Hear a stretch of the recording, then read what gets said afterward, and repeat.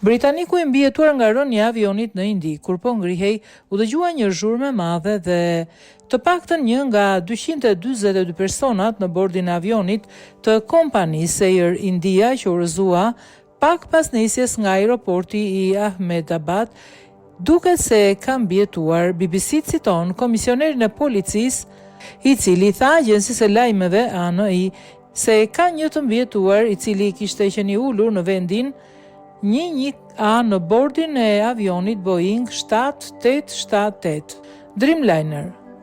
Duke folur për agjensinë indiane, ANI, Malik tha se i mbijetuari është në spital dhe po trajtohet me ndihmë mjekësore. Manifesti i fluturimit i shpërndar më herët nga autoritet tregon se pasagjeri në vendin 11A ishte Vishash Kumar Ramesh, një person me shtetësi britanike.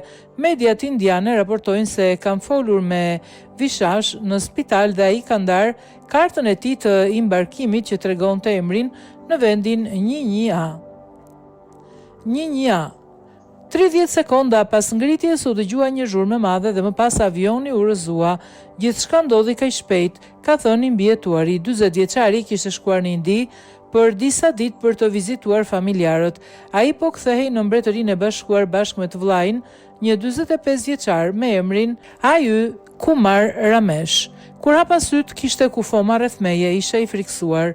U ngrita dhe ika me vrap. Kishte mbetje të avionit për rreth meje. Dikush më mbajti dhe më futi në një ambulancë ku më çuan më pas në spital, ka rrëfyer ai.